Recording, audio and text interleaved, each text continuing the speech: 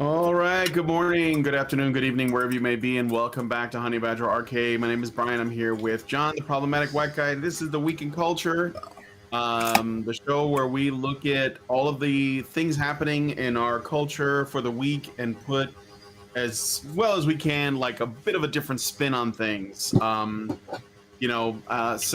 welcome, John, to the show. How you doing? Indeed. Oh, awesome as always. Busy guy, but it's actually a good thing because I've spent I don't know how many months I've been streaming. Well, I've been streaming for over a year now. But for the majority of that time, I haven't had a working PC. I now actually have the working PC in my hand that I've been waiting for seems like forever now. Oh, sweet. But yeah, arrived from the UK earlier this week. It showed up basically on my day off, halfway through my day off. So I was just like, you know what? Like, all I can really do, I've waited this long. I'll just wait until I finish up streams on Sunday night and I have Monday off and sort of tear all this stuff down and rebuild it. And I've got a nice busy week ahead of me of actually rising to the challenge now. So as difficult as the last year has been without tech, now the real challenge begins because now I actually have to start making stuff not only for myself but all these other larger projects have been sitting on a back burner with my production work and stuff like that. So it's gonna be a fun time. It's gonna be a fun time though, but it's got me busy to no end. I think I got like barely 3 hours of sleep last night. I was trying to watch Fallout Season 1 for a second time. I watched it this week for the first time. Oh, the show? Are you supposed to be talking about it or something? Yeah, because Season 2 starts in December. And so the new stream that I'm starting after this show today, that's going to be one of the things we talk about. So I figured I should probably watch it if I'm going to get into any kind of in-depth analysis on it. He's played the games a lot.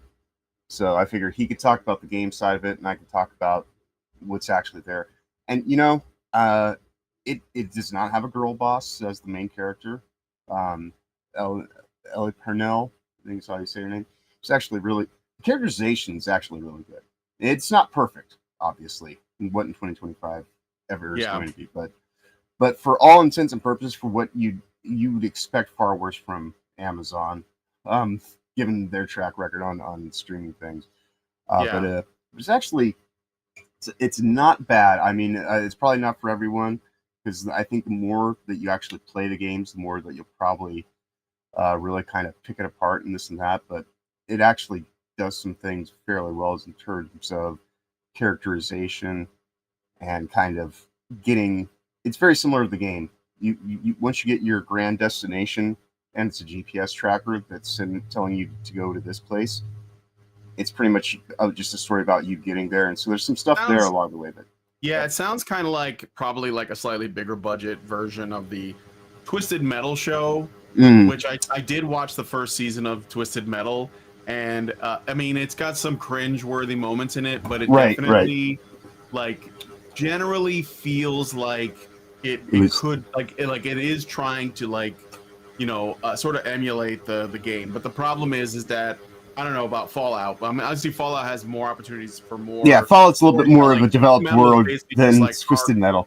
Yeah, Twisted Metal is just car combat, and the story is just like, it just exists to essentially justify the game existing. It's sort of like, Double Dragon exists, but the plot is just enough to get you to beat a bunch of gang members up until you get to the final boss, right? So, right. Yeah. But no, it's one of those things that I would say it's good, but it's not going to be life changing, Right. But as far as adaptations go, it's I mean, if it does fan service and it doesn't like get preachy, like that. The thing is that when you're doing like game adaptations, you have to remember that you're essentially taking a step backwards because video games are a level beyond like a show or a movie. And that doesn't mean that you couldn't do a decent job of it. Oh yeah, you would have to very much stick to the source material as much as possible, so that the fans are at least satisfied by that, right? Right, and that's probably one of the biggest complaints is there is some stuff, and this is the thing: if Todd Howard hadn't said that it was tied into the continuity of the games, I think even those issues that people have would kind of be put off to the wayside. Yeah, I guess it messes with the timeline, but a lot or something. Yeah, those are probably the biggest issues is there's some stuff in there that doesn't vibe with what we are in the know of, but otherwise, it actually, in terms of, you know how they'll do stupid shit like how did Indiana Jones get his hat kind of things, you know, when they do, and that little dice thing that like Han right, Solo like is like right, you right. know like So nobody like a question nobody asked. right. So in this one, they actually get into the origins of a few characters, but they actually do it fairly smart, and just set up, because you've got archetypical characters. You've got a naive vault dweller. You've got you know, an ambitious person in the Brotherhood of Steel, and then you've got this ghoul that you find out was actually the original Pip-Boy from the advertisements and all this kind of stuff. So it's actually fairly decent in its characterization, and it is such a rich world that it gets more right than it gets wrong. I would say, which I know in this crowd, like there's some people who absolutely think it's the worst thing in the world, and then there's people that think that kind of where I'm at, where it's like, you know, I enjoyed Zack Snyder's Watchmen movie, and it changed the continuity at the end pretty big time. But By getting rid of the monster, right. But an interstellar space monster that just kind of comes out in the last 30 minutes of the story is almost a more difficult thing to do than just say there's a global conspiracy, and you know, and it has its tentacles and everything. So they were able to at least kind of.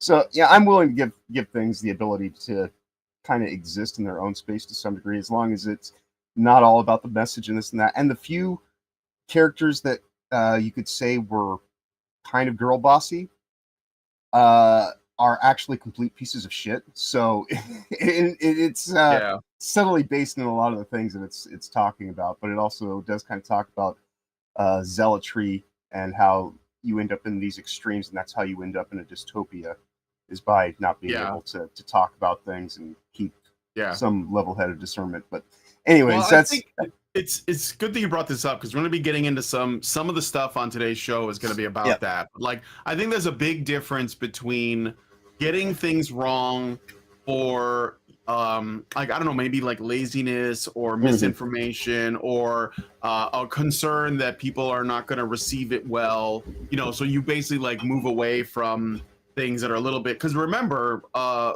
before we had like the MCU, before that, almost every project based on a comic book was compromised in some way.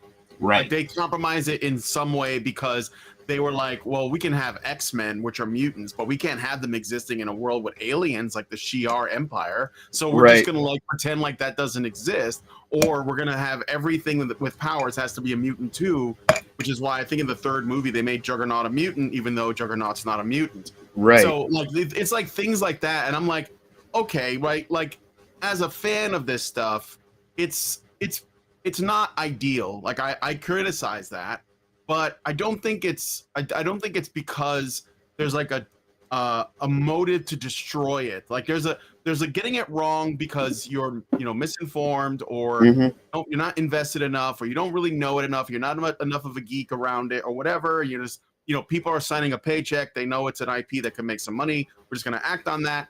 I don't think that that's nearly as like bad as people who are purposefully destroying it. Like they believe that the opposite of what this stands for should be the thing. Like the people, like the Acolyte. Witcher. That was, what was that?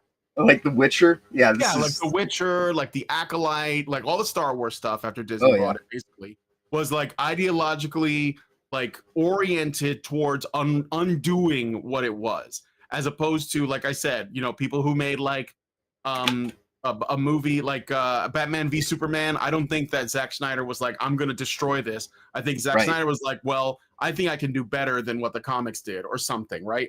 And so he was just like taking things. It was more of an ego thing, as opposed to like a kind of let's say hate for the material. But look, we got a couple of things we're going to talk about. I want to get into it because I do have a lot of stories. Big show today, guys, so please hit that like button and be sure to like contribute to the conversation in the chat. I'll be looking at what you guys have to say, and I just want you to know, you guys could be anywhere but you're here, and I really appreciate it. So Mr. 0303, what's up? Norwegian Black Templar, what's up? Deadly Do Right, what's up? Zerank, St. Hugo, and Trickster Not, welcome to the stream, and anybody else who's watching. So let's get into it. So first we got, in a bit of news that surprised absolutely nobody, Grand Theft Auto's been delayed. Again. Gee, it almost feels like I was here a year ago. Actually, it's a little over a year ago. The first time I used that thumbnail image was back in October of 2024. And I believe I said then at that point in time, there's no way this thing is coming out until the end of 2026 at the earliest. They should just stop promising. Right. Well, the thing of it is they should just say, remember what Blizzard used to say? Mm-hmm. They used to say, when it's done. This is before they got like paused by Activision and the feminists. Right. But when they were like a legitimate company, Blizzard would never promise a release date. They would just say when it's done. Right. So, well, it's on one hand, I kind of understand what's going on at Rockstar because they have their investor meetings or quarterlies and all this kind of stuff, and so they have to try to keep the stock prices from fluctuating or what the hell ever. But yeah, this is absolutely of no surprise to anybody. I'm hopeful that it'll actually, get out by the end of 2026. I think that they are getting to the end of their tether. As many times as Grand Theft Auto Online was supposed to have its moratorium date and then got added back. This goes back at least 5 years now, where they were supposed to be putting out their final update, and yet they have to keep doing it. But it still makes them tons of money, so they have no need necessarily to get it out anything too new from just a financial perspective. But there's also the ideology thing. So I think that maybe they might be trying to fix some of that stuff because the climates certainly have changed.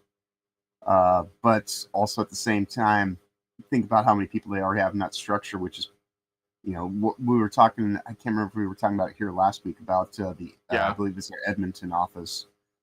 They got rid of 30 people in the unionization effort, but they had a private Discord server that they were talking about how much they made and all this and that. And so it's like, that is a breach of the NDAs, because when you have an NDA for Rockstar, not only are you supposed to not talk about things that can end up in through public forums that are unsecure, like a Discord server, but you're not even really supposed to be talking with people within the organization about confidential matters.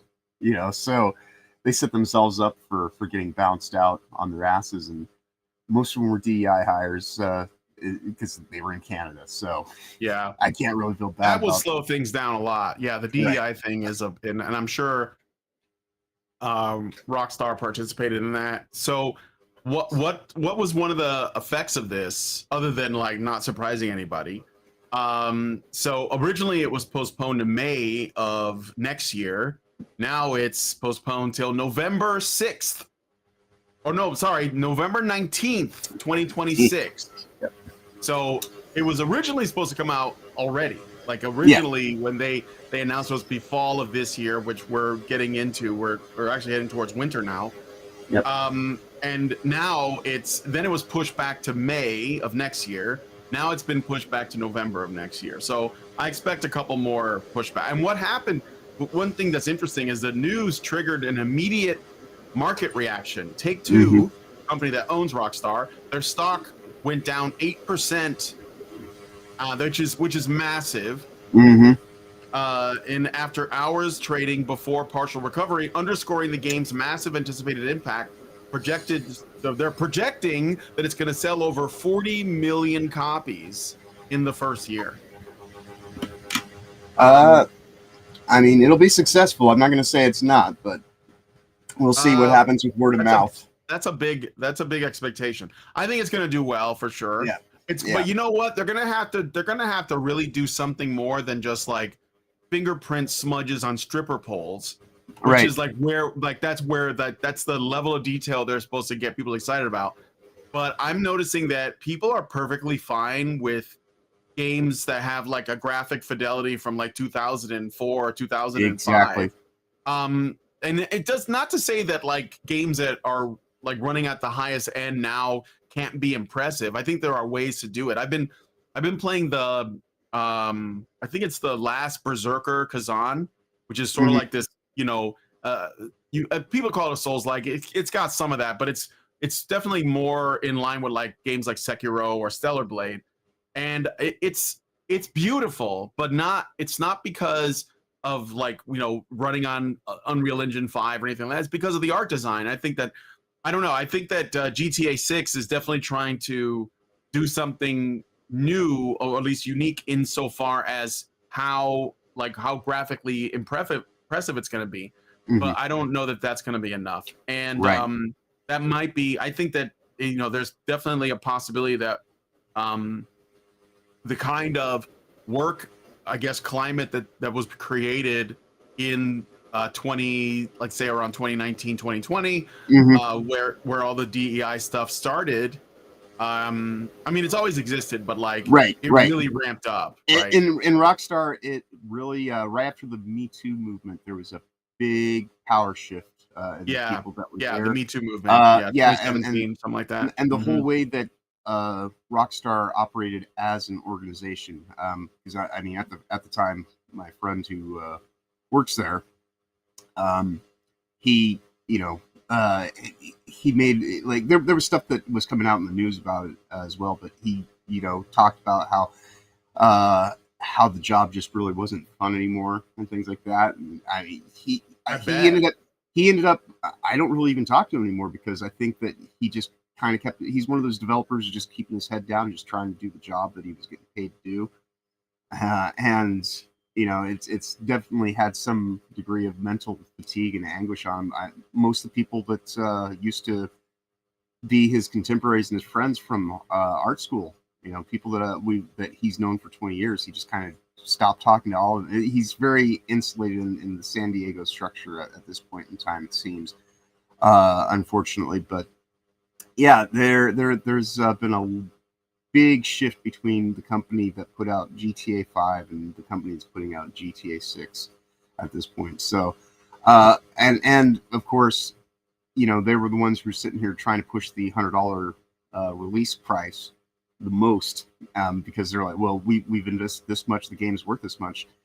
But again, profit by volume. If you go and raise your price $30 on top of what is considered acceptable market terms, which is even kind of high, but if you go and do that, then they're now actually saying that the analysis for it is, yeah, you'll probably sell more copies, make more profit if you don't try to profiteer off of, you know, you're going to price yourself out of the market if you are in such an overloaded kind of budgeted thing. Yeah, and then you're gonna drive people over to Saints Row. Oh, wait a minute, no, they're gone. right. Although there is rumblings that they're doing one. yet They're another gonna go play reboot. Schedule 1. Yeah, that's right. Grand Theft Auto South Park is right there. Well, it's doing really well. I mean, I have a copy, and also Ananta is going to be coming out, and that's GTA meets Spider-Man meets, you know, like all kinds, like a bunch of games in one. So I don't know how they're going to compete with that. Absurdity just firmly placed right in the center of it all. Yep. So yeah, it's not the same. It's not the same landscape that it was when GTA used to be GTA. No, so, of course not. Yeah, no one's having off. And the what is it? I remember hearing stories about how hard it was for the developers when they were working on LA Noire, and how much pressure there was to like meet these deadlines, and people felt really overworked. So, yeah. So I mean, I imagine it's only gotten a lot worse since then, considering how long it took to develop Red Dead 2, GTA 5, which was like an ongoing project. I think maybe they stopped, you know, adding to it, but it's still like going strong. And now GTA 6. And there's rumor, I don't know if I didn't mention this last time, but there are rumors that Rockstar's next project is going to be set in medieval Europe.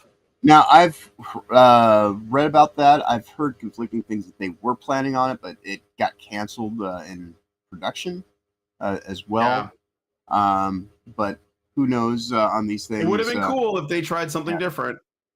Yeah. You know, a lot of their stuff is generally grounded in reality. Like for Spooktober, I played some Red Dead Redemption Undead Nightmare, which was like the, you know, like that expansion. It's kind of its own game for the original Red Dead. And I was like, this was a lot of fun. Like, why? Like, you know, because I don't know. I kind of want Rockstar to try something different. I know a lot of people want like a sequel to Bully. And that would be nice, but I mean like something really different, like science fiction, like something out there, you know, to see how they would do it. I'd be curious. So yeah, they've been in the past and they're in the present all the time. It would be interesting to see their take on the future. Yeah. Well, I mean, then again, we're also thinking about Rockstar as we knew it, not Rockstar as it is. So. That's right. Rockstar as we knew it, not as it is. I know. Anyway, well, let us know what you guys think about this one. I'm going to look at some of your comments and we're going to move on. I'm not surprised, and I expect there may even be more delays. It's just, you know, like, I think that the expectations are really high. It puts Daikatana to shame.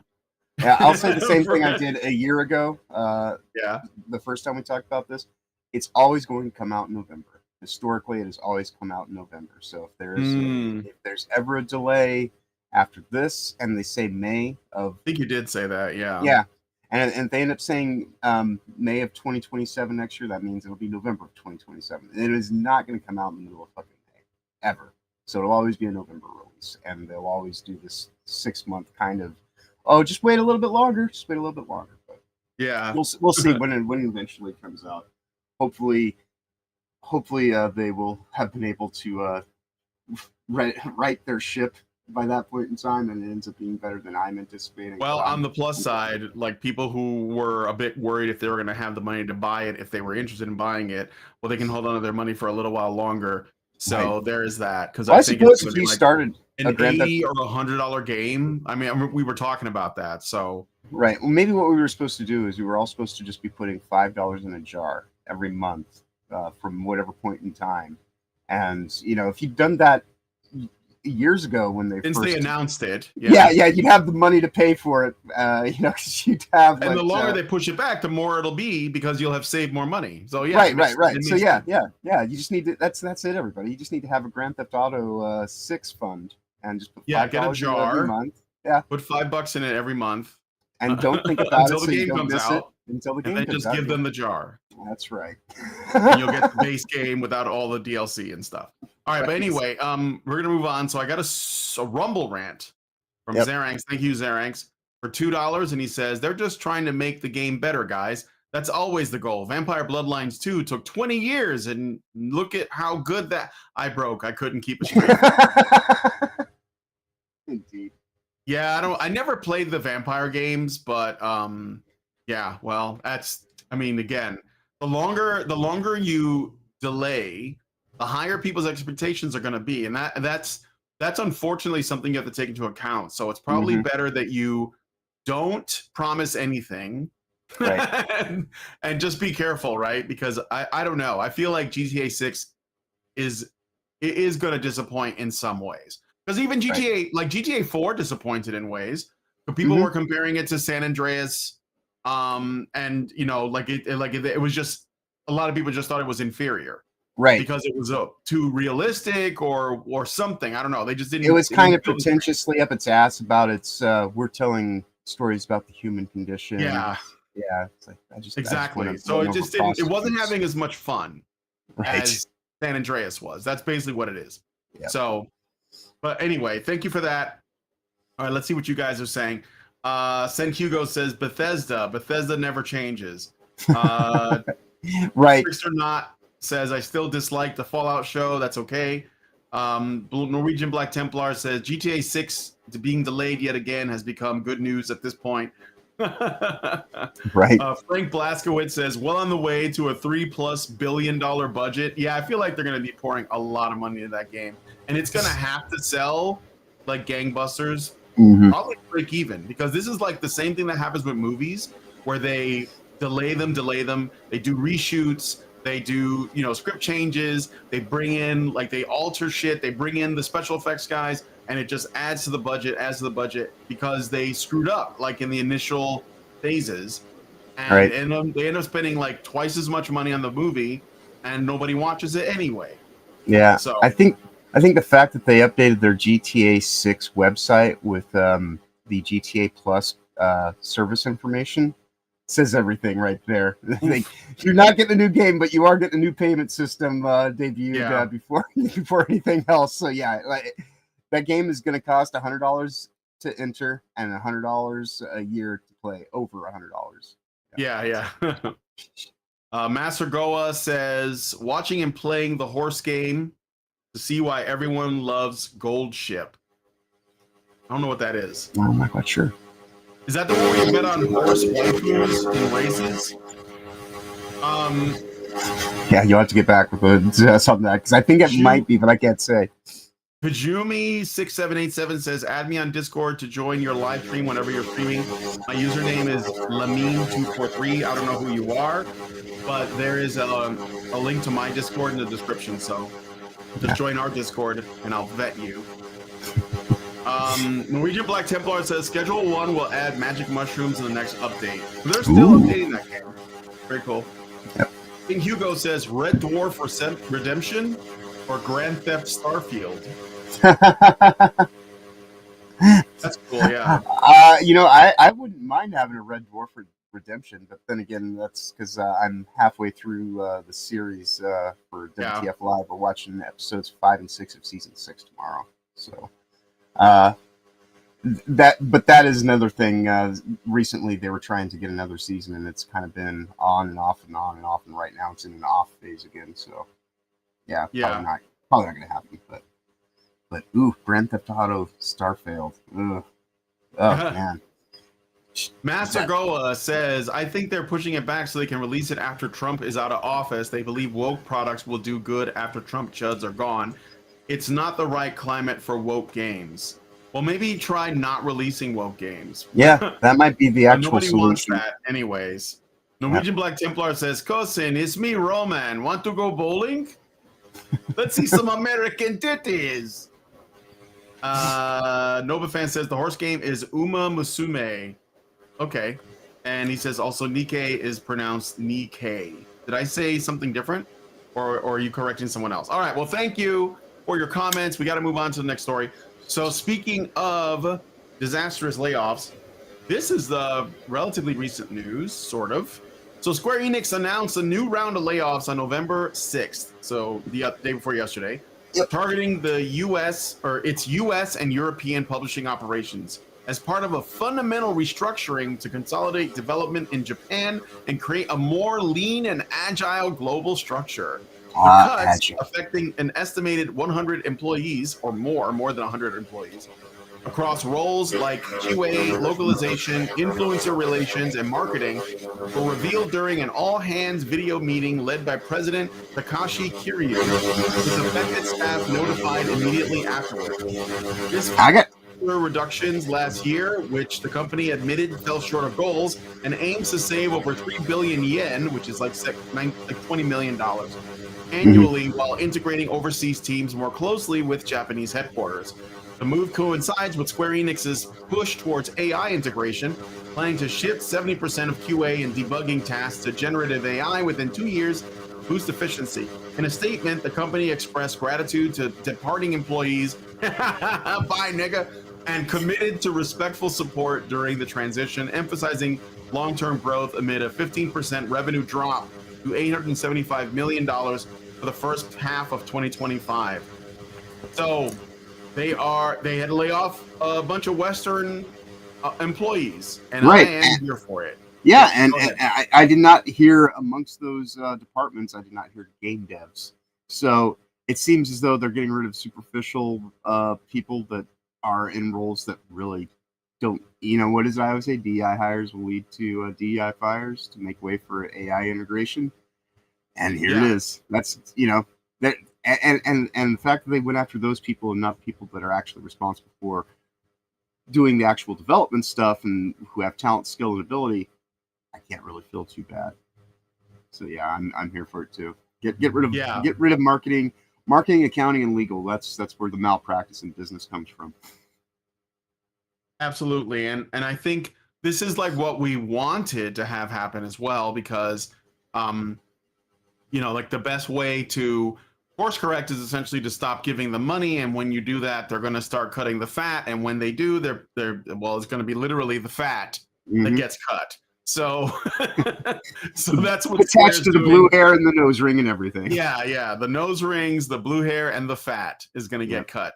And this is good news in my opinion, and I'm here for it again, because like I don't really want to see these companies go under completely, because I think there are still some good IPs they have under their belt. They just need the right people, and so get rid of the wrong people and let's see how they do. Maybe we can bring, like, Square can get some people on that'll bring back some other franchises, since they've just been focused on, basically it's just been Final Fantasy like all the time.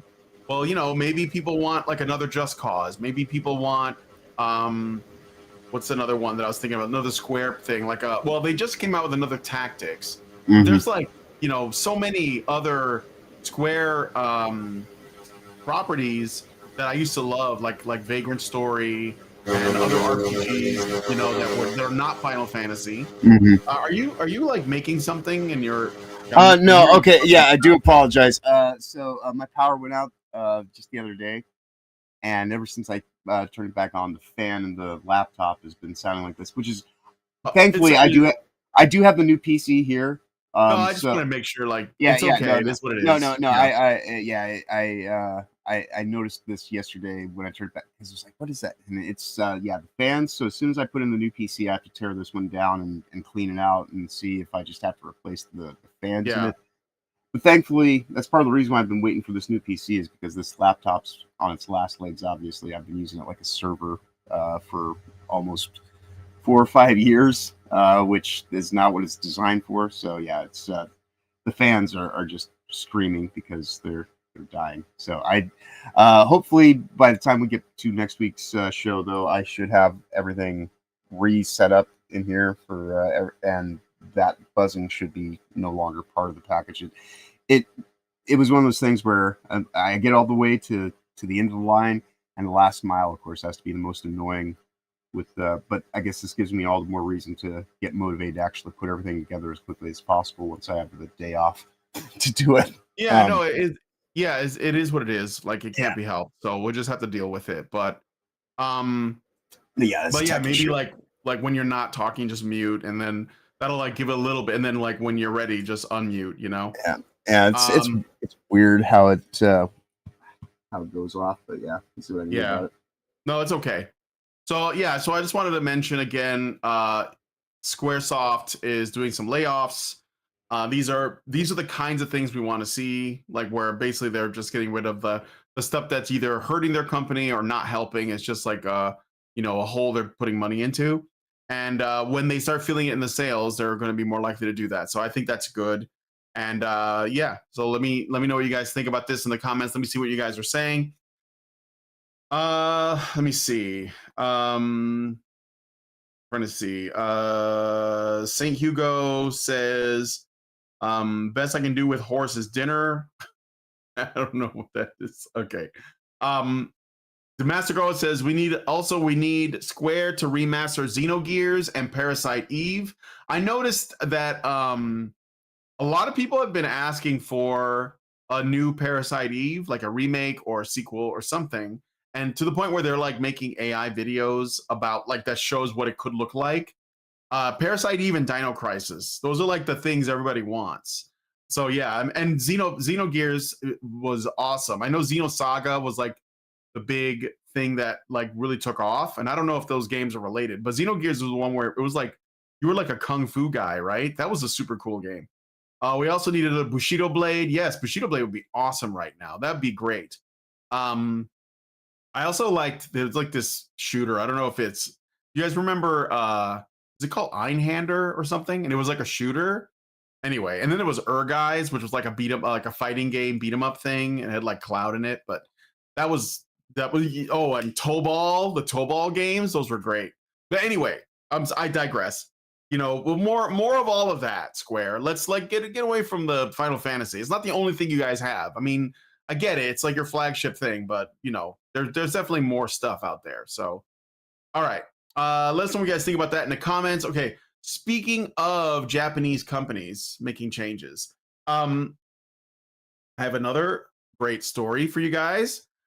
Japan's Ministry of Economy, Trade, and Industry has proposed the 5 principles of entertainment and creative industry policy to safeguard creative freedom in anime, manga, and video games amid rising global censorship pressures. Unveiled during the 8th Creative Industry Study Group in October, the principles stem from a review of policies from 2013 to 2024 and incorporate public feedback urging less government interference in content and more direct support for creators over intermediaries. A core tenet explicitly commits to non-interference in artistic substance, aiming to counter politically motivated puritanism from entities like Visa and MasterCard, which have denied services to businesses handling risque Japanese materials. Remember Collective Shout? The initiative supports the industry's ambitious target of 20 trillion yen, which is about $130 billion American, in overseas sales by 2033, emphasizing large scale, long term strategic aid to foster innovation and compete with fiscally supportive nations. The policy prioritizes simplifying access to funding for creators and disseminators, stimulating private investment, and monitoring distribution networks over the next 3 decisive years. While not yet formally adopted, pending submission and approval by Japan's National Diet, the guidelines signal a proactive defense against external meddling, as seen in responses like DL Site's launch of an independent payment service in late 2023 to bypass credit card restrictions. The proposal is hailed as a vital stand for expression, particularly for high risk, high reward projects, offering optimism in an era of winner takes all market dynamics and cultural threats, though its full impact hinges on legislative passage and global reception. So they have proposed this to protect manga, anime, and video games made out of Japan from censorship, which this is, again, I think this is great. I think that they're recognizing what's going on. They're trying to stop it. And we knew, you know, Collective Shout and these other activist groups that were trying to protect women are just going after things that men enjoy. And Japan, financially, they have a real reason to not let that happen, since a lot of their stuff is very fan servicey. So I don't know what you guys think about that. Yeah. No, I think that it's definitely a positive step to safeguard their ability to actually tell stories and hold on to their cultural interests and not get bowled over by a corporatist globalism effort through financial constraints. You know, there really should be more of this.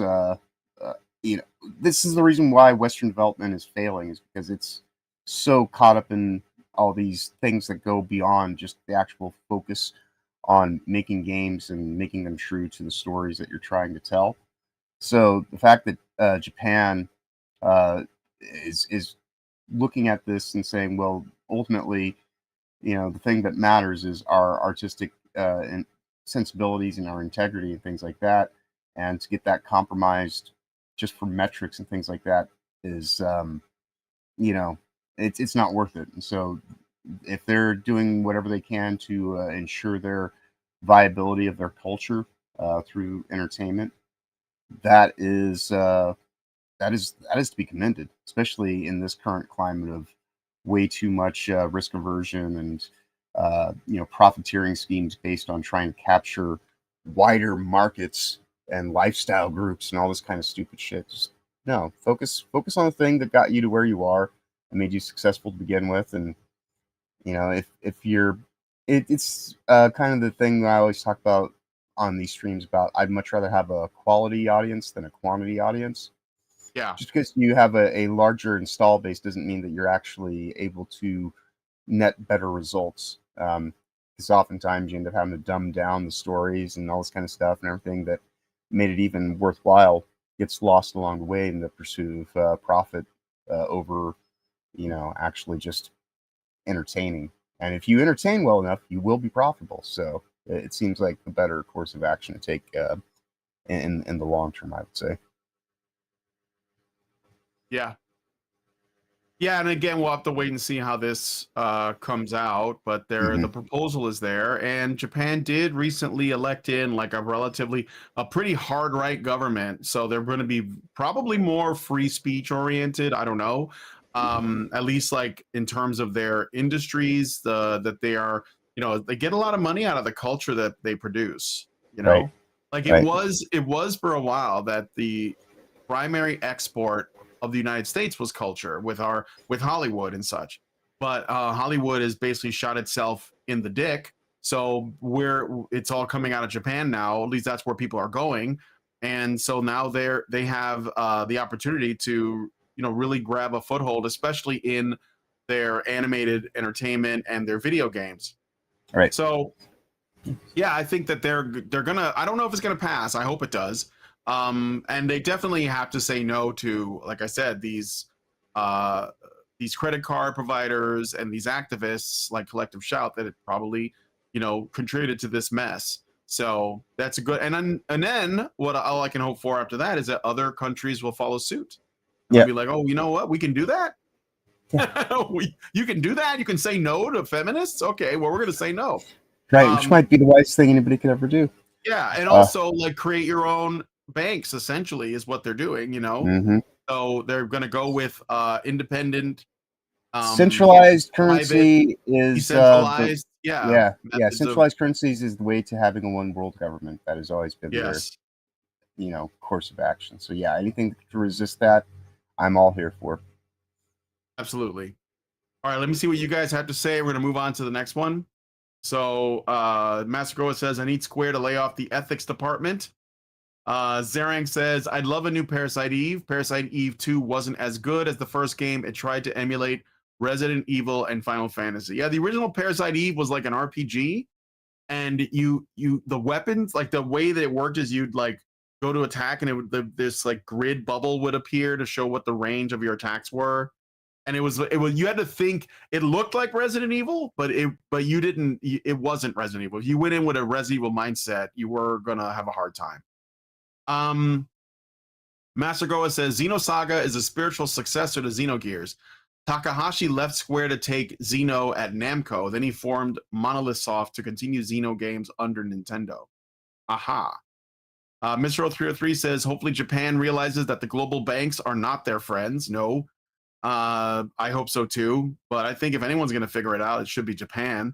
Master Goa says Japan needs to just AI translate their game so they can keep fan service while skipping shitty Western localizations, tuning up their games. Yes. Well, that's the thing. Like AI makes the localizations easy, like really easy if you think about it. So yeah, the people who made their career doing that, they're done. They're done. I mean, even it doesn't matter if they agree with them or not. It's just going to be so much cheaper to get AI to do it. And they can have AI do the voice too, probably. You just get like, it's like you could literally get AI to clone the voice of a Japanese voice actor, but have them say the lines in any language you want. And it wouldn't be that difficult. So NovaFan21 gives us $1 on Rumble and says Japan's proposal will depend on how Funimation infiltrates Japanese industries. Oh, that fan service would be so much more profitable if all the women wore burqas for the New York demographic. The incoming New York demographic. The New York audience, yeah. All right. Master Goa says China's becoming a powerhouse because they like fan service and don't force people of color into their historically Chinese games.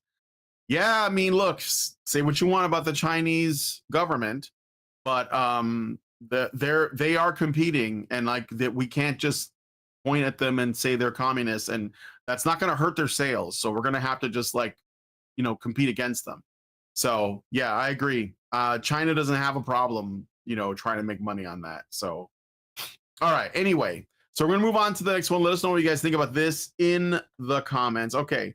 So rumors, I know you guys heard about this. But there are rumors that Disney is going to be making a new Sleeping Beauty, a live-action remake called Aurora. And I know what you're thinking. Didn't they already do that? And it was called Maleficent. Look, that one, the memory hole is easy to use. Okay, so they're making a remake of Sleeping Beauty called Aurora, and it's a reimagining of the classic Sleeping Beauty fairy tale. Which, by the way, look, as far as the Disney animated movies, Sleeping Beauty is one of my most favorite because I think it was it was like one of the best animated, like in terms of the quality of the animation.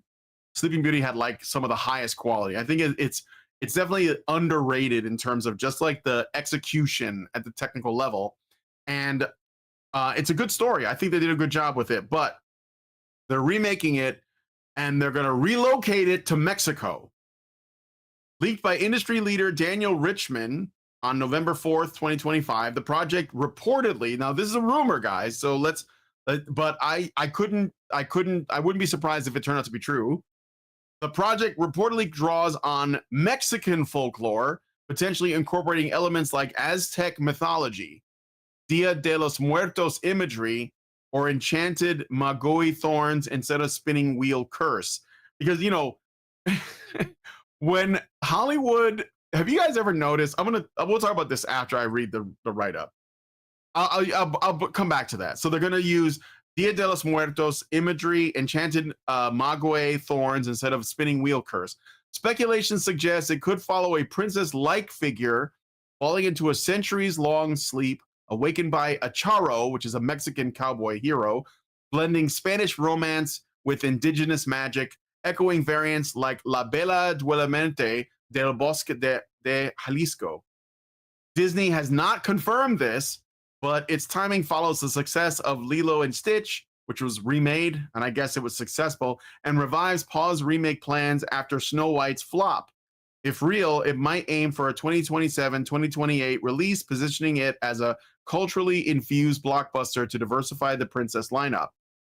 So again, this is just a rumor, but fan reception to the rumor has been polarized, with backlash accusing Disney of creative bankruptcy for grafting a European tale onto a Mexican culture rather than creating an original story.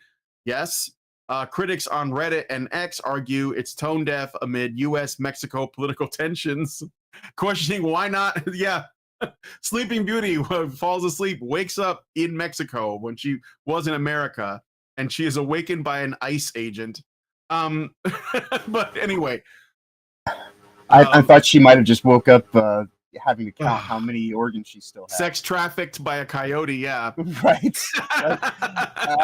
Disney's gonna Disney. A month or two ago, they came out and they were saying how, look, we're gonna stop making the Disney princesses ethically beige, multicultural, POCs. Stop making what?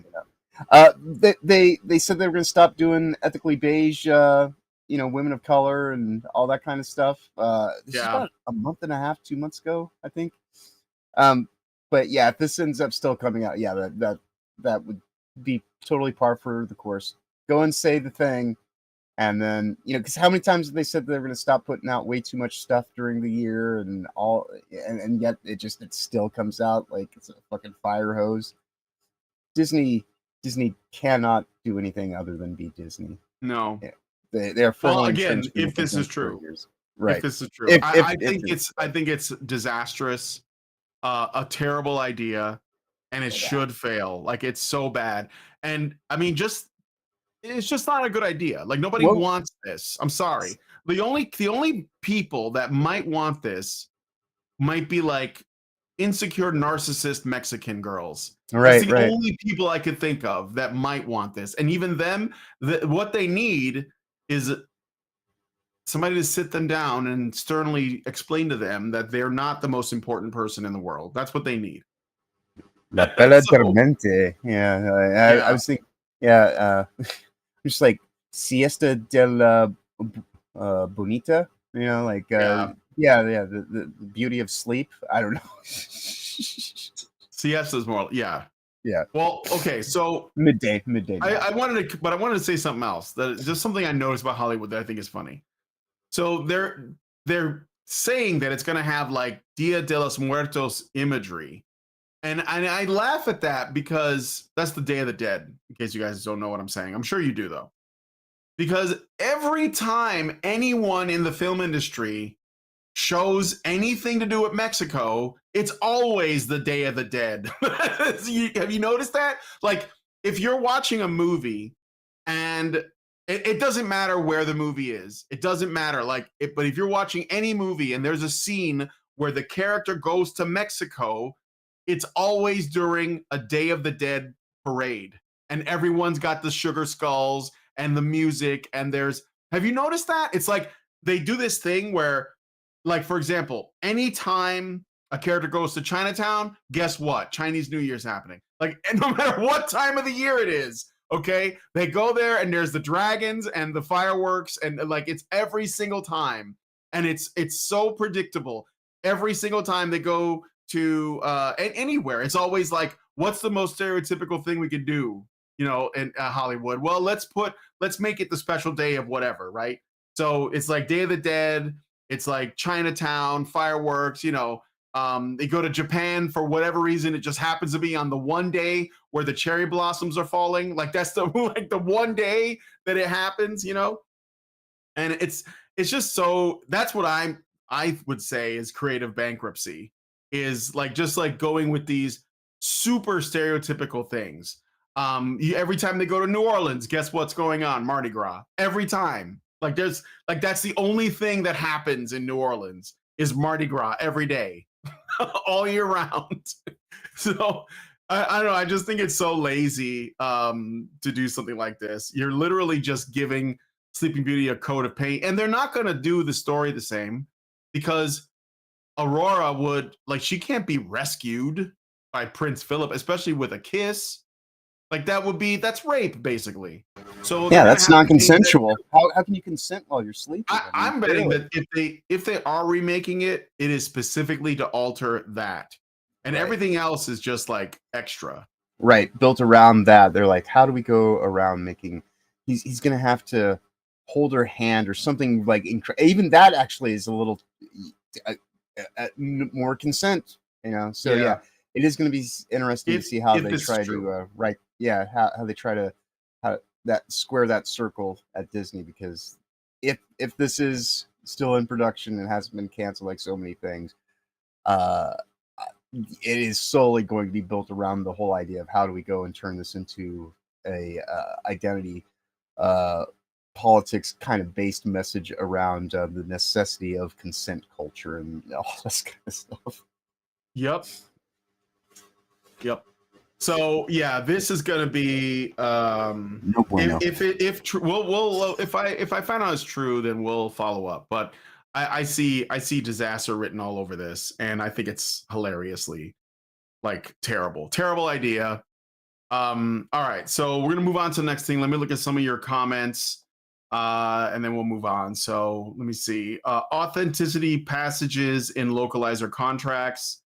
Oh yeah, okay. I guess you're suggesting that that's how they could like fix this problem. Frank Blaskowitz, there has to be oversight to make that work, St. Hugo, but I think that would be a good idea. Frank Blaskowitz says, this time Aurora will save herself. You better believe it. She's going to save herself. You kidding me? Master Goa says, Metal Gear Solid Peace Walker used Vocaloid software to do voices for commands that weren't part of cutscenes. Oh, wow. That game's old too, huh? Zarang says, I would love nothing more than to dump cold water on Disney's subsequent projects until they finally learn why people don't like Hollywood anymore. Yeah. Let's see. Zaranx, I already read that one. Master Goa says, with YouTube channels like Midnight Broadcast doing AI voice, there's no reason every game can't do it these days. It's just simple text to speech. Yeah, I think, well, a lot of voice actors probably have contracts, so they're just gonna get a certain amount of work. And I also think that gamers would like real voices. They like the authenticity of it. For example, I heard that Marvel Rivals is, for the next season, they're going to be adding 2 new characters. So they do 2 characters every season now, and the next character is Rogue from the X-Men. and that's pretty exciting. And they got the original voice actress that did Rogue in the old show from like the late 80s and the X-Men 97 or 98, whenever the when they sort of brought it back. She was the same person. She sounds older. It's kind of like the voice actress for Harley Quinn on the Batman the Animated Series. Tara Strong, I think her name is. She's really good at what she does. People like her as a voice actress, even though she's getting up there. So I think that, but I do think that there is something about the like, I don't know, the star power of that they want to see it. But I also think that, yeah, I mean, if companies think that they're going to save a buck, then they'll probably. AI still hasn't quite mastered inflection and intonation in voice. It can, and it still has some issues with pronunciation. Well, you can use it for some like smaller roles, but right. Like, yeah, but like the guy who did Arthur Morgan from Red Dead 2, like, I don't know if AI replicate that. So right. There's a certain amount of the actual human quality that comes through that resonates in the voice that just isn't there with AIs. So yeah, but it definitely will. NPCs and things like that might as well, streamline where you can, unless it has some kind of deeper resonance in the game. But for a lot of that stuff, you don't really even pay attention to it anyways. It's just chatter. So if it's just chatter level kind of conversation, yeah, it's fine. Yeah, exactly. Like lesser NPCs, background noise, like a random like shopkeeper or whatever. I think like for main characters or like really important characters, you could just use an actress still or actor. Okay, so Norwegian says the West could have been a serious competitor to Japanese animation if we weren't so busy with destroying ourselves. Yeah. Well, I mean, like, there's definitely some people who really want to do good work. I already told you that Luke Weber comes to mind as an animator and a couple of other guys. But it's just where, yeah, like it's like they still control the market or like the access at this point. But I don't think that's gonna last. I think things are gonna change. Norwegian Black Templar says Disney movie set in Palestine. Allahu Akbar, boom. Let's see. St. Hugo says there is potential for parody with that premise. Queen of the South woken up with the power of blow. Oh, okay. But anyway, all right. Let me know what you guys think about that one in the comments. We're gonna move on to the next story. So, very few movies, to me, are perfect. Okay, like I say it as a kind of a tongue-in-cheek thing. Like, I have my absolute favorite movies. 3 come to mind, but others can sometimes are in that list as well. Maybe 4. Okay, one is Big Trouble in Little China. I love that movie. Another one is RoboCop. Okay, I think RoboCop is a perfect movie. The first one. When you said perfect movie, the first thing I thought of, well, obviously RoboCop. It is RoboCop, right? Yeah, yes. RoboCop. And another one is the original Predator. The original Predator is a perfect film. It is like they did, like, James McTiernan. Unfortunately, he's the guy who directed it. Really good at doing like these kind of like very masculine oriented movies, like manly movies. He gave us Die Hard. He gave us Predator, like I was saying before. A couple of other flicks, Kiss Kiss Bang Bang, I think, is one. I think there's one called the Other Guys.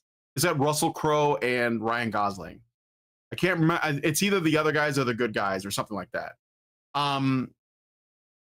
And also Last Action Hero, which I love. I think that's a great movie. Okay, I think it was one of those that was not appreciated for its time, considering what it was about. Yeah, I think Other Guys was Will Ferrell and. The Other Guys is the Mark Wahlberg, Will Ferrell. No, not that one. Yeah, it's different. But anyway. Yeah. So, and I think that guys like John Carpenter and James McTiernan are really good at capturing that. And the thing about Predator is the original Predator.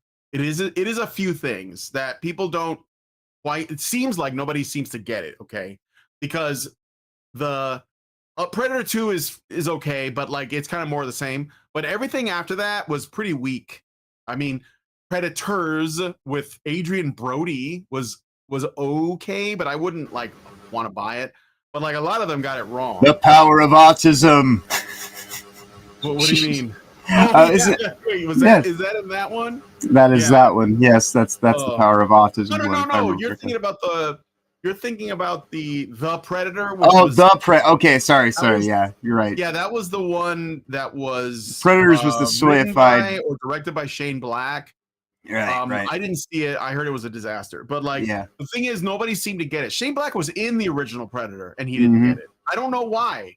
So the original Predator is two things that people don't seem to notice. Number one, it's a horror movie. It's not an action movie. It's got action in it, but it's a horror movie. It's a slasher movie to be more precise, right? The Predator's taking these guys out one by one because they're stepping into a scenario where like these were like they like basically set the story up in the original Predator as these are the toughest guys in the world. Like they're the best, as Dylan says, you know, some damn fool told me you were the best. They're the best mercenaries, and they're specifically put on a mission that apparently no one else could do. And then they go in there and they do the mission, and then they run into something that is beyond their capabilities, beyond their understanding, and it's killing them off one by one. So you're supposed to be watching that going, holy shit, I thought these guys were badass, and they don't stand a chance against whatever this is. And you don't know what it is. In fact, I mean, if you are old enough to remember, when I watched Predator the first time, I saw it when it came out. And it opens up with, the trailers don't really tell you much. So that was a cool thing, is the marketing was very mysterious. They didn't really tell you what was going on in the movie. But you knew it was a Schwarzenegger movie, so you were like, oh yeah, he's gonna kick ass, right? Like I saw Commando. And in the beginning, you see the alien ship, and then like it like goes on the planet, and then they cut away from it. And that's like in the prologue, like the movie hadn't even started yet. And then you're like dealing with, you know, all this stuff with this mission and you know, these like special forces guys and Dylan and all of that. And then you forget about the alien because they don't show him for a while. You don't even see it until the end, really. But like you forget that this movie's even about an alien. And then when the alien starts hunting them, then you realize the stakes are so much higher now. So this is what makes that movie work. So it is a slasher film and it's a horror film. All right. The other thing it is, and I think this is even more important, is it is essentially a retelling of Beowulf, which was like one of the first epic poems, epic stories, right? It is Beowulf, and the Predator is Grendel, and the team are like the Vikings, and Schwarzenegger is essentially Beowulf. And so it is a very old story that lasted because of how iconic it was, and it was just sort of repurposed. Another movie that is essentially just Beowulf is the 13th Warrior. If you've never seen the 13th Warrior, great movie, also love it. Antonio Banderas and a whole bunch of fucking Vikings, and they're going up against this savage tribe of like almost like primitive warriors, and they represent like Grendel in their own way, like this demonic force. So anyway, yeah, that's an aside. 13th Warrior, great movie. If you haven't seen it, fucking it kicks ass. Based on a book written by Michael Crichton called The Eaters of the Dead. But anyway, so Predator is a horror film, a slasher film, and it's Beowulf. This is why it works, because it's like subversion done right. And this is the thing about Michael, the James McTiernan. He was all of his movies were kind of subversive, but they weren't in a way that they were trying to undercut men or masculinity. They were doing it in a way that was like challenging, like basically preventing things from getting too cartoonish. So Predator was supposed to take these like hyper masculine dudes and take them down a notch, because it says, hey, you know, no matter how big you think you are, there's somebody bigger. And it's humbling. It's almost got like a cosmic horror thing to it too, because you realize that, you know, these guys are like pretty like small. That's what Lovecraftian horror does. It makes you feel small compared to like the greater universe, right? So it has a little bit of that, kind of like The Thing, which is also great, does the same thing. And So you take that and you couple it with this Beowulf story, which is sort of like an iconic man versus nature story, and this is why it works, right? So so McTiernan did that with Die Hard, where he basically took an action hero and put him in a realistic situation, or at least as realistic as we allowed in the 80s, which is why everyone loves that movie, because it's so it feels grounded compared to the more over the top stuff that was popular at the time. And he did it with Last Action Hero, which is a little bit like the most on the nose, where he was like poking fun at all of the tropes of action movies. So and a lot of people didn't appreciate it at the time, but it's worth. I think that it's definitely worth checking out. So I'm saying all that to say that this new movie, Predator: Badlands, has completely destroyed whatever was left of this franchise. Has been completely destroyed by this. If like when Shane Black did The Predator, I didn't watch it, but I heard it was just bad for, like probably just on technical grounds or writing. Like he probably didn't, like necessarily want to destroy the IP, but he just didn't understand it well enough to get that kind of, like I was trying to explain, that almost transcendent quality that made the original Predator work. Because I mean, Predator 2 just took that and just did it again. So it's like, but with Danny Glover, which is, I don't know, that is like hard to believe, but it was basically the same thing. It was just that people wanted more of that, right? Because the Predator in the first movie, we didn't know anything about it. Like they like left so much to the imagination. That's what made it work. But like anything else, the more you make about it, the less mystery there is, and so the less interesting the characters become. This happened with basically every iconic monster or creature that Hollywood has made, from the Predator to the Terminator to the aliens, the xenomorphs, right? To fucking Chucky, like whatever it is, right? The Freddy, like they all lose their mystique because you become overexposed, and every time they do it, like people are asking for more information, so they give them a little bit, and it loses something. Sometimes the audience shouldn't get what they're asking for, and it's best left unsaid or ununderstood. Right. Like The Thing, no one knows still to this day what The Thing is, and if we ever learn what it is, it'll ruin it. Right, and so, I know that's one of the big reasons I'm such a David Lynch fan is he respects the concept of the mystery, and of course that can be spun out in stupid ways by people like J.J. Abrams and his goddamn mystery boxes that aren't, they're mysterious for the sake of being mysterious, but they're not actually mysterious because it goes beyond something that should be able to be explained and things like that. So if you go and try to account for stuff we were mentioning earlier, how did Han Solo get his dice? How did Indy get his hat? All this kind of stuff. It's like no one needs to know these sorts of things. Or how he got his blaster, or he got his name. Right. It's so dumb, right? Nobody like that's just it. You shrink the world when you answer questions, especially questions no one asked. Right. So getting to the problems with this. So earlier we were talking about how like sometimes franchises or ideas or IPs get destroyed by let's say just mishandling of it, like the people don't understand it very well, or they don't like the whole thing with like where they're trying to play it safe for whatever reason. For example, when Bryan Singer made the X-Men movies, back when we finally got an X-Men movie, he played it safe in a couple of ways, and it ended up being like a okay movie on its own, but nobody would say this is the definitive X-Men, right? They would just say, well, that's a movie adaptation, it's fine. And sometimes it works in their favor, because I don't know if you guys know, but Blade in the comics before the movies came out wasn't that interesting. I mean, they got it right, but what Wesley Snipes did, and even the guy who wrote it, David Goyer, the guy who wrote the script for Blade, what they did with it made it iconic. But that's like lightning in a bottle. Like that will almost never happen.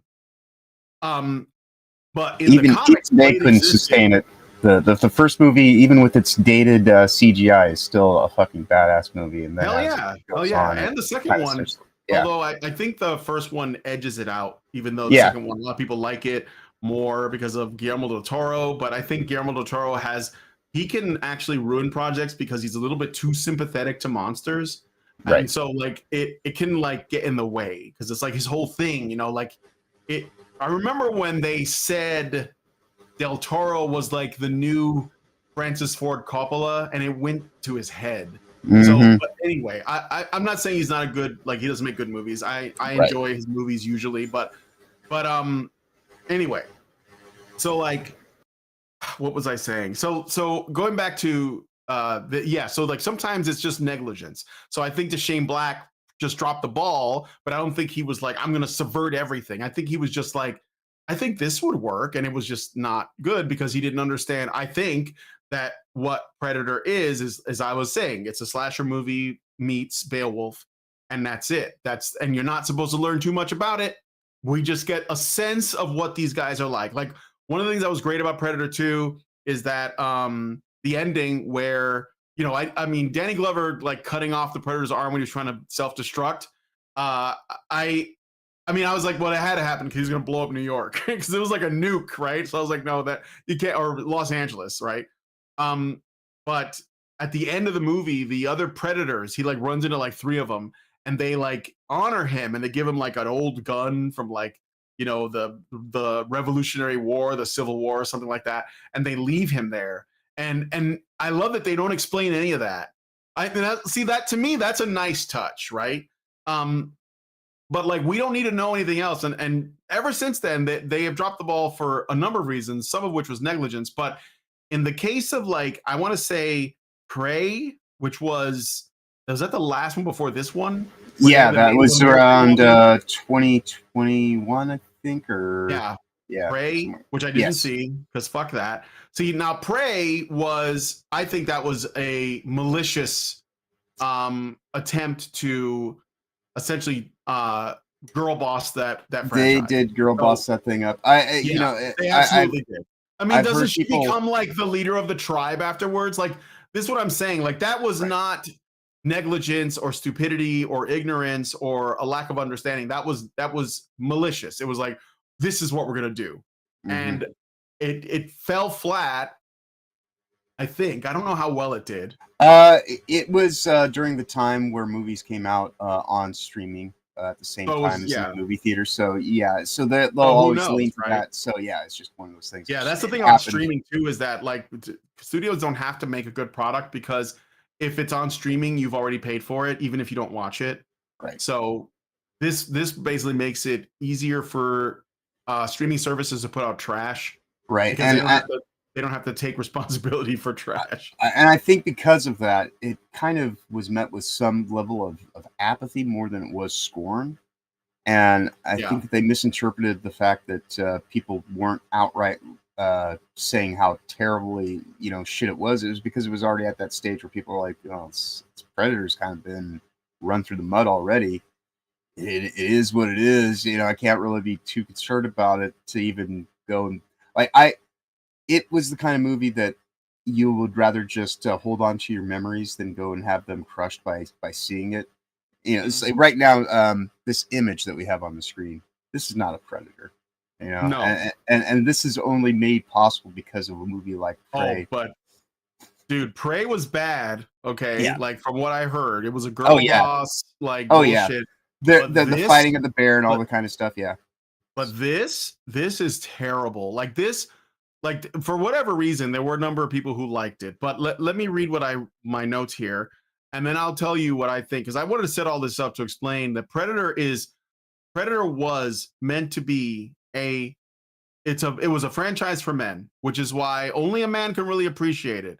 Like there was literally an article, it's a joke article. I think it said, study finds men prefer, you know, Predator to marriage. So something like that, and I just thought it was funny, but it's true. So anyway, so Predator Badlands, directed by Dan Trachtenberg and released on November 7th, was garnered largely positive reception as a bold evolution in the franchise, earning an 87% on Rotten Tomatoes and a 7.5 on IMDb. marketing it as the third highest rated Predator film overall. Critics praise his audacious shift in perspective, centering on a young, exiled Yautja. Those are the Predators. They're called Yautja. Which, again, something I didn't need to know, but at some point in I think it might have been the comic books, because they made comic books, which I heard were very good. It was in the comic run that things like that. Yeah, they explained what they were. But named Deck, who teams up with an android ally, Thea, for a coming-of-age adventure on a treacherous alien planet. Reviews highlight the film's thrilling action sequences, stunning world building, reminiscent of Dune and Avatar, and emotional depth, exploring the themes of family, empathy, and survival, with outlets like IGN awarding it an 8 out of 10 for cleverly building on predecessors like Prey and Killer of Killers, which I didn't see that either. So it first of all, they center on the Predator as the main character. Which I don't think works, but they did. They're basically taking the monster, because remember, these are slasher movies, and the Predator was a monster. Could you imagine if you watched, I don't know, like a horror movie like Hellraiser, and you made Pinhead the main character, and you were just following Pinhead around for the whole story? Like, wouldn't that lose? Like, the character would lose everything, because the thing that makes the monsters terrifying is that there's so much you don't know. Like, you don't understand about how they work. They're supposed to exist in shadows. Yeah, or like, what if you just follow Pennywise? Yeah, Pennywise from the It movies. If he was the main character, or the demon ghost from what is it called? Paranormal Activity. Like, it just doesn't work. But so they make the Predator the main character who you're following. I think that the Predators speak and in their language, and they have subtitles, so they're really trying to humanize it. And the real thing that bugs me is this. Okay, so the Predator species is a warrior species. They have like an honor culture or something like that, right? I don't know a lot about it. Like, I didn't read all the comics. I didn't get into all of the deep lore. I remember looking into it a little bit because I got into that game, Predator Badlands, which is a good game. I did like it, but unfortunately, just not a lot of people play it. It's sort of like an asymmetrical multiplayer where one person plays a Predator and the other people play a fire team. It's very cool. But I understand that they do have like a system. It's basically like a caste system, and they have an honor culture, and they're hunters, and they go to the hostile planets and they hunt the greatest game, and they bring it back as trophies. And it's all very hyper masculine stuff, right? It's all like great white hunter goes to the darkest parts of Africa to bring back the horn of a rhinoceros or something. It's very masculine in that sense, right? And it's so primal, and that made it attractive for storytelling purposes. So in the story for this movie, the father of this Predator is essentially the villain, because he is a toxically masculine predator that is pushing his son to go and make himself into a real man by hunting a beast on another planet that is the most dangerous game on that planet, which is what they all do, by the way. This is why Alien vs. Predator was cool as a concept, because the aliens were like the perfect organism. And so the Predators wanted to hunt the perfect organism. That's why it worked as a concept, even though it failed in the movies. Yeah, I think the last thing a Predator needs is an existential crisis of faith. And the Predator meets up with this android, which is essentially a reference to aliens. Right. One of those, and the android is a quirky girl that like tells jokes, and she's like, adds like this like gee whiz like Buffy the Vampire Slayer humor to it. She's a disabled NPC. Yeah, she's a disabled. She's disabled because it's just like her. She's like only the torso up, right? No legs. Right. And she teaches him empathy, and like that it's okay to be like to have your feelings. Like that's what it is. It's like it's so insane.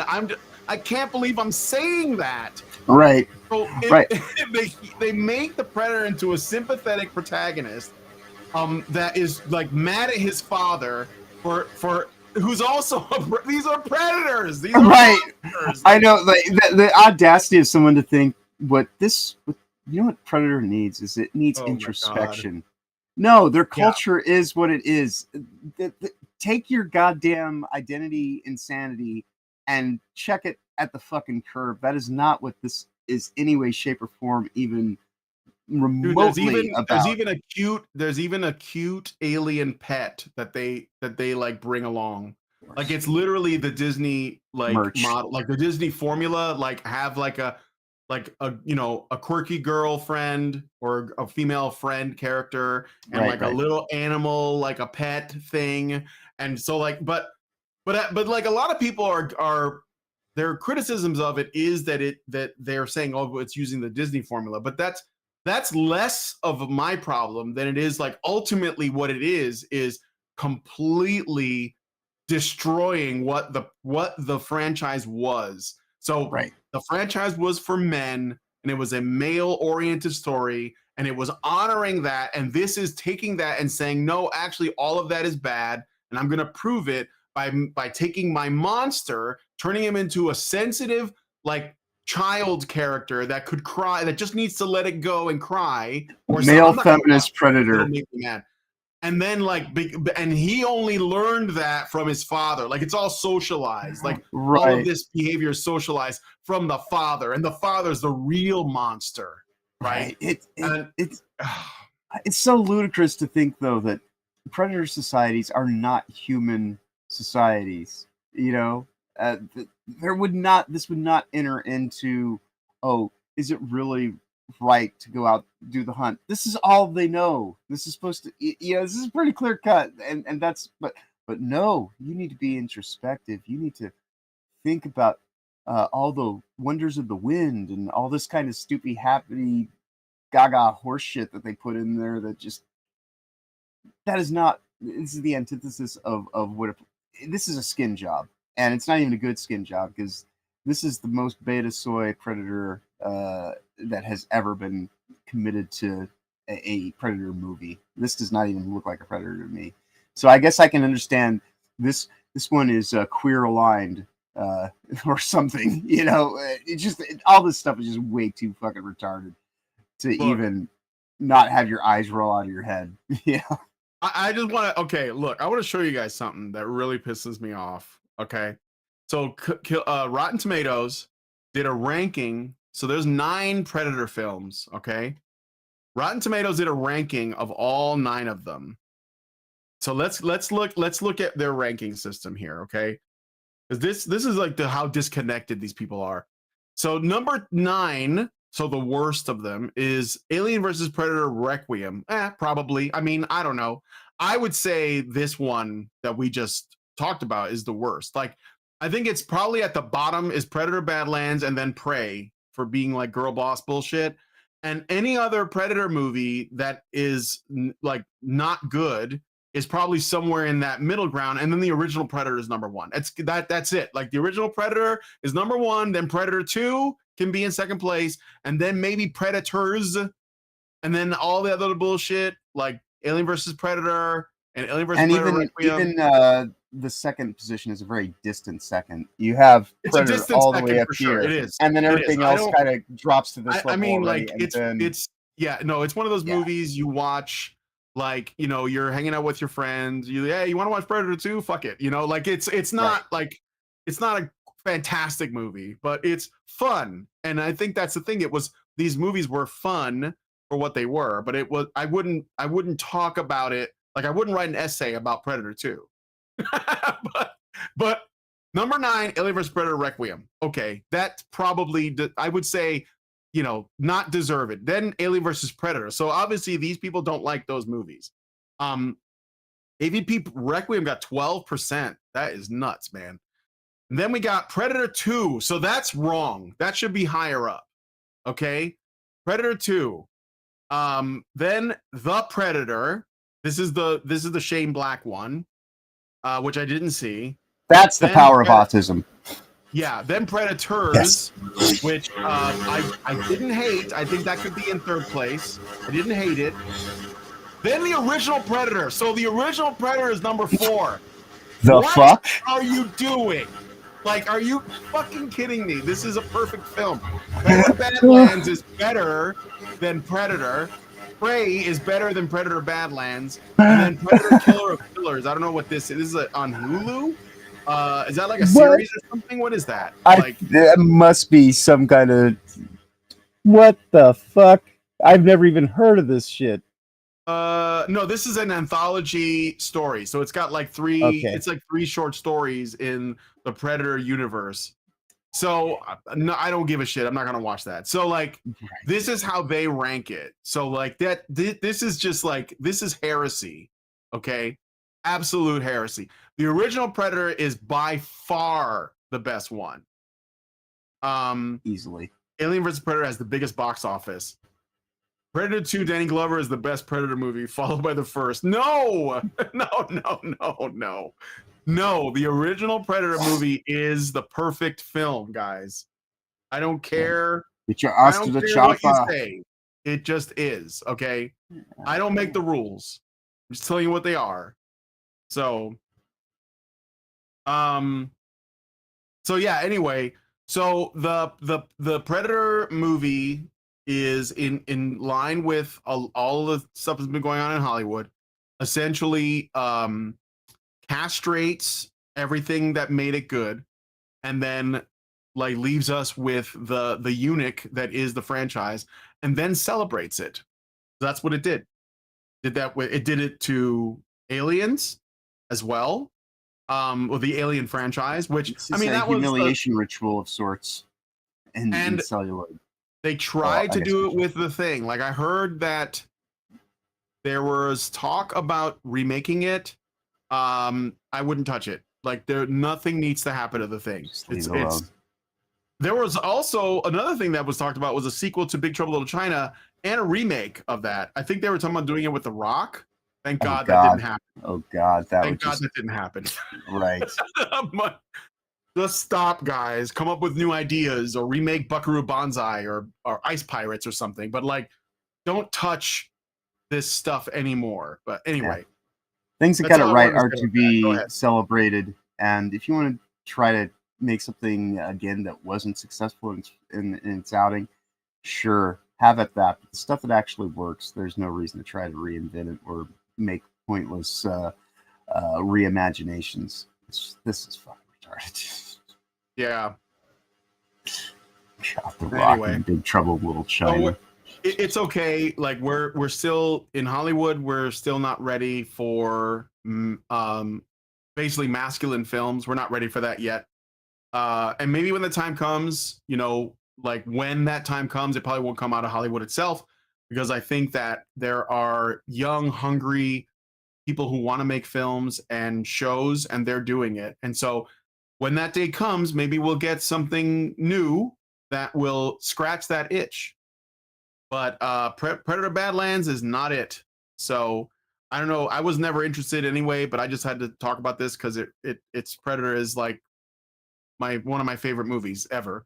And again, I knew the franchise was dead because of all of the failures that happened. So I'm not saying, I wish they could have done this better. I just wish they hadn't done it. Right. And it's one of those things, if you don't mention it now, you'll never mention it again, because you're going to memory hold this shit as quickly as possible. So yeah. All right. Well, let's see what you guys have to say, and then we're going to move on to the last story, which is a special announcement that I'm proud to mention. So Master Goa says Big Trouble in Little China will always be my favorite movie. Great movie. I love it. Then he says Terminator 2 and The Disappearance of Haruhi Suzumiya are my other favorite movies. I've never heard of that second one, but I love Terminator 2. I like Terminator 2. Mr. 0303 says Last Action Hero tried to warn us how much of a cuck Arnold is IRL. Mr. 0303 says the first Predator was 3 movies in one: action, horror, and survival. That's true. Then he says, imagine if The Thing got 5 sequels. Well, they did try to do a prequel. I don't think anyone watched it. With I forget her name, but she played Ramona Flowers in Scott Pilgrim. Let's see what else. Yeah, Ewan McGregor's wife. She's got that ass. She is a nice looking lady. Yeah. I can't remember her name. I can't remember her name for the life of me. She was, yeah. Okay. Let's see. Mr. 0303 says Prey was feminist cringe. I think, yeah, like this one's worse. I think it's worse to emasculate. Girl bossing is boring, and I don't like it, and I wouldn't support it. Yeah. Like actually, like castrating your, like doing this shit. This girl bossing is bad enough. Like stuff, it really pisses me off. Yeah, girl bossing is terrible, but that's because they're trying to masculinize women. But this is demasculization of men, just men in general, and that is definitely the furthest reaches of we've completely lost the plot because now men are women kind of thing, or women aspire to be men aspect of feminism. Yeah, this is where they've even completely lost the plot. They're like, well, no, we just need to get rid of testosterone and masculinity in general, and that'll be the way. And this is more the new man shit. This is fucking Pablo Pascal. Yeah. This is Pedro Pascal. It is. Yeah, this is Predator Pascal, I guess. They really like people ate this shit up too. It's fucking annoying. All right, the Pedro. Yeah. Dean Domino says, I got turned off on Del Toro when he made that quote about what the pale man represented in Pan's Labyrinth. Yeah, I remember that from a while ago. I can't remember exactly what he said, but I know what you're talking about. Norwegian says, Trickster Not says, the leader of the tribe whose men are all dead. So I guess all the men of the tribe in Prey died off. So she's the leader of just a bunch of women. This is like that's the cringe though. Like they're basically just gonna die off or they're gonna get absorbed into another tribe. So Zarang says giving him a gun from the Civil War is a bit on the nose of if that's what happened, they made that film today, I'd view it negatively because of all the political correctness aspects. Yeah, I don't remember if it was a Civil War gun. It might have been a Revolutionary War gun though, because it was like a musket. And I think that's what it was. And it had like a date on it. And I want to say it was like the 1700s, but I can't remember. That exactly. Gun was kind of the thing that they were trying to, let's solve a thing that nobody really they did a callback to it in another movie, right? Yeah. Prey sets it up for Prey. Oh my God. See, this is more shit we didn't need. Like somebody was like, hey man, put that gun from Predator 2. Remember that? Like that already said what needed to be said, which was like, this is how long they've been doing this. That's all you needed to know. No, they needed to be a nice, tight little circle. Like it's all connected, guys. That's so lazy. Yeah. Mr. 0303 says there's only one Predator movie, basically. I mean, I could watch the second one though. Let's see. The less you try to explain it, the better. Yes. Great Endor says, the Del Toro's Pan's Labyrinth is a way overrated movie that is called a masterpiece by too many people. I've heard that The Devil's Backbone is good, but now I trust people's opinion. Now I don't trust people's opinion anymore. I did see like Kronos and The Devil's Backbone, but it was a long time ago. I don't really remember it. All I know is that unless that Frankenstein thing that he made is good, which I have to check out at some point, I think that Del Toro is generally like he's just starting to like repeat himself because it's like he got into this theme of like I'm sympathetic to the monsters, and that's been like everything he's done. So it's like The Shape of Water where a girl like fucks a merman, which I didn't see, but it looks like Abe Sapien from Hellboy, which apparently like so yeah, that was Hellboy and Hellboy 2. Those are also Del Toro movies. Tricks or Not says the Alien versus Predator game was very good. Yes. Is that the one that had the death match where you could play as an alien, a predator, or a marine?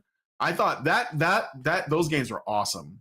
Like those games were awesome. Like that's something I'd like to see come back. I think there are some, like I already mentioned, Predator not Badlands. Predator the hunt or whatever, the hunting grounds, Predator hunting grounds, which was an asymmetrical multiplayer. That was pretty solid. And then there's like Alien Fireteam, which was pretty cool too. It was dude, Fireteam Elite. Yeah, that is Alien Fireteam Elite is very cool. I love me some AFT. what was it? Colonial Marines was supposed to be, but like Gearbox dropped the ball on that one. Yeah, AFT is one of my most favorite kind of. I guess it's kind of extraction shootery kind of thing. Yeah, you like do missions and yeah. I know. Yeah. Oh, believe me, I played all the way through. I bought that game it twice. on PlayStation Plus, Alien Fireteam Elite. But like, if I think I might, if it's not too expensive, I might pick it up on PC. Yeah, so I got it. Yeah, I had it on my PS5, and as soon as I knew that I was going to stop paying for my subscription, I need to get Alien Fireteam again for my Steam Deck, and I actually do have that. I need to play through it again so I can unlock everything. But that is a game that I would gladly start from, level 0 again. From level 0. And acquire. I did enjoy it, but I didn't play it. I didn't have anybody to play it with, but I did enjoy it. Okay, so Norwegian Black Templar says they made the Predator a dorky simp and the android a manic pixie dream girl. Yes. Let me see. Let's see. Del Toro has some good qualities, but he's super woke. Absolutely, they're all woke. It's Hollywood, baby. Hollywood, baby. Master Gola says this conversation is why I'm glad we have games like Mullet Mad Jack. There is no touchy-feely feelings, no character arc, no character development, just a guy killing robots to win shoes. Yeah, sometimes it can be fun and simple. There was this one that reminds me of this one movie with Clive Owen. And I can't remember what it's called. But he like it's like it's like a big action movie, and I think he's got like a carrot in it, and he wears a trench coat. He's just like he's like the whole thing starts over something silly. Yeah, I can't and it's just like either, but yes, God, what is it called? It's not shoot 'em up, is it? I think it might don't be, know if maybe. that's right. It could be that, but yeah, I know what you're talking about. I can't remember the name right. Yeah. It is just straight up, just nonstop action. Yeah, it's just. Or what about the other one? That's all from the first person perspective. Hardcore Henry. Mm-hmm. That's fun, man. Like that's a fun movie. All right, Great Indoor says a day in the life of Pinhead. Yeah, like how he wakes up and he's like brushing his teeth. Like this, like stuff we didn't need. Like no, that's dumb. But you know what? These people. The life of a Cenobite. Yeah, the life of a Cenobite. Exactly. Let's see. Great Endor says, I wonder if there are minority predators who are being oppressed by majority predators. That would be a fantastic plot. He's being sarcastic. But that's the thing, though. It's a warrior culture, so probably the weak ones died. Like, it's like the Spartans, And that was like, I don't know. Like, it's like these people are afraid that if we admire that too much, that we're going to, like, adapt it. Like, oh, we should live like the predators do. We'll go to different planets and hunt the most dangerous game. No, dude, it's a movie. We're just like having a little bit of fun. Yes, Mr. Predatorial says, soy jack. Yeah, Mr. 303 says the original Predator should be on every top 10 list. Agreed. It is on every top 10 list, in my mind. Let me see. Dean Domino says, I think The Princess Bride is a perfect movie. I like The Princess Bride. It's a very good movie.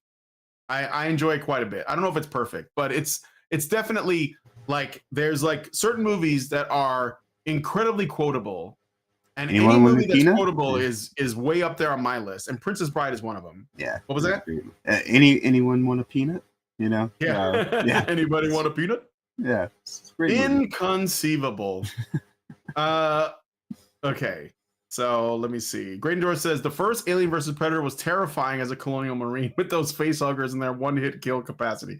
Yeah, man. Like I don't know. I mean, I guess they were balanced, but I'm not sure. Nobody wanted to be the Marine. Everybody wanted to be. Actually, the Alien was hard to play because you could you'd be like climbing and you can go on the walls and the ceiling and everything, and you could like get disoriented from climbing. So just running around as an alien. Okay. Norwegian Black Templar says we are already adapting the warrior culture through Islamic invasion. Well, there you go. That's what we're gonna get. All right. So anyway, thank you for your comments. We got one last thing to cover, and that is an announcement. So you guys probably know this, but the Great Rebellion, which was one of the, a really great indie game, probably one of the most base games ever made, at least so far. is going to be coming out on the Nintendo Switch. And I spoke to the gentleman from Cult Games, and he was very excited. I said, look, I'm going to talk about this on the show. And I think that, like, look, if you don't own the game yet and you own a Switch, check it out. Maybe pick it up, show them some love. And I think it might even have some unique stuff in it. I think I believe so. I could be wrong though. So it's going to be on Switch. Let's take a look at the trailer for it. We're going to watch this really quick. This is the Great Rebellion Switch. Hopefully the sound works. Yep. Enter the year 2084, where the Lucius Lux Corporation rules the world, where freedom is a distant memory and rebellion is the only hope.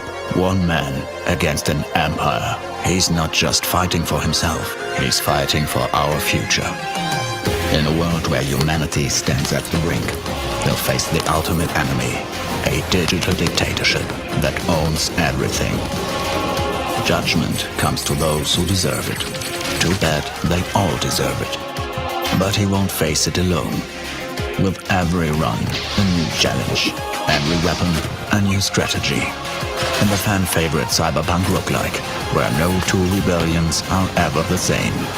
The time has come for man and spirit to rise in The Great Rebellion 2084 edition. Now, rebel from anywhere. Yeah, we showed this last night over on Toasties as well. Because as soon as I saw that they were putting it out on Switch, I was like, dude, this game's so great.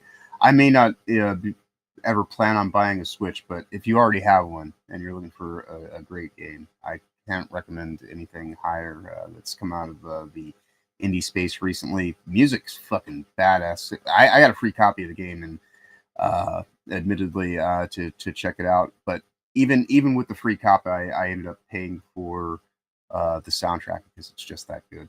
You know, everything about this. Oh game yeah, is, I have the soundtrack too. Yeah. And yeah, so this is available on Switch. It's funny. It's good enough for Nintendo, but not for the German government. Too edgy for the German government.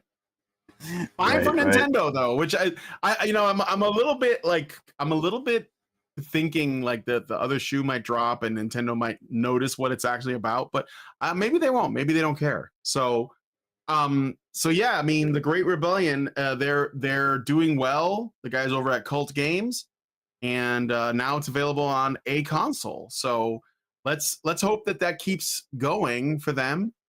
And yeah, I don't know what else to add to that. I just think it's good news, you know. Yeah.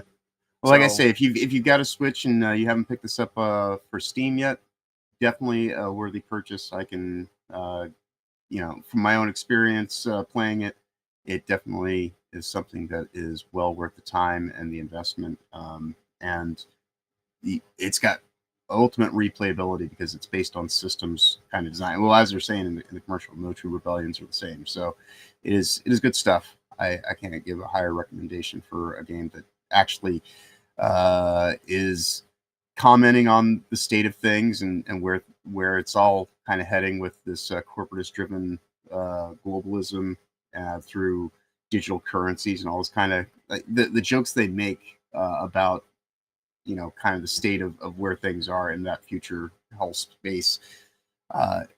It is a breath of fresh air and, you know, in a sea of things that are so just kind of like, well, I don't know.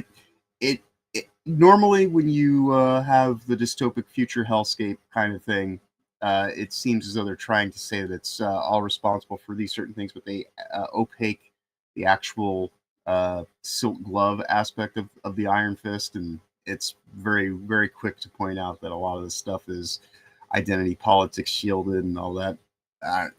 Great Rebellion is definitely one of my most favorite games that I've acquired in the last few years.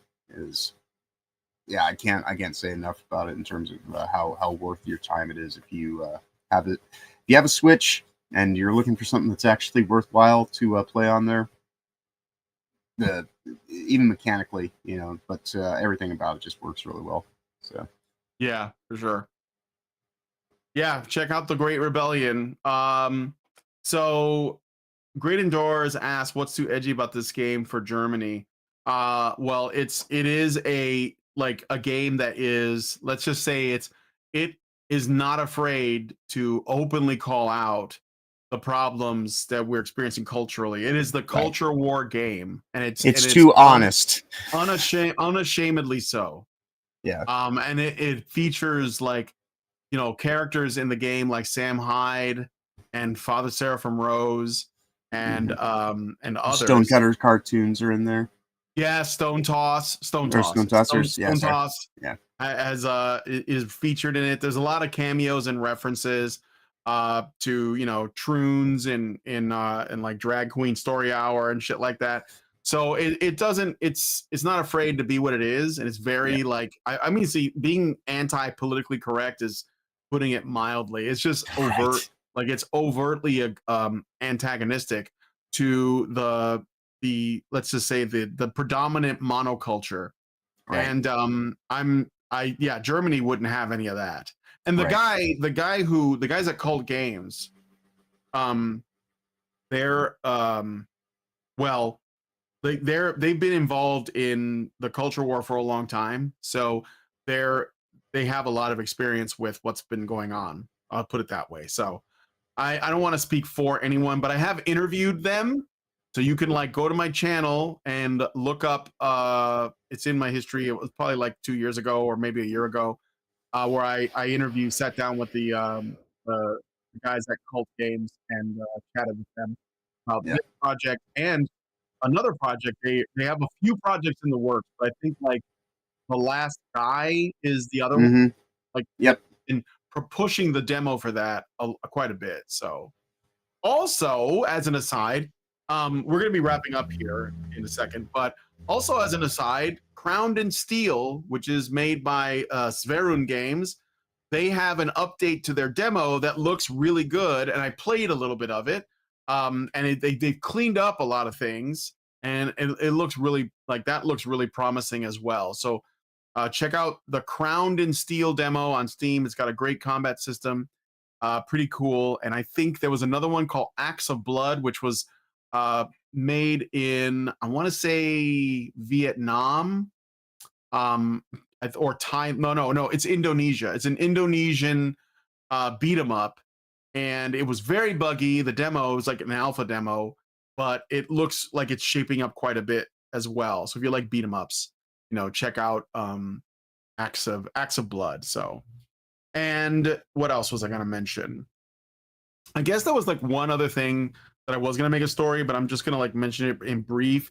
So there's a guy named Sandy Peterson, and if you guys don't know who Sandy Peterson is, he's the designer behind the tabletop RPG Call of Cthulhu, but he also worked on Doom and Age of Empires. So he's like an old game designer, and like has been in the business for a long time. And he recently appeared on this channel called Normal America with Rob Noor. And Rob Noor was like an old Gamergate guy that currently does like online, like debates. He's like a debate bro, friends with Andrew Wilson. And he had him on his show, and they were talking about like the climate of game development.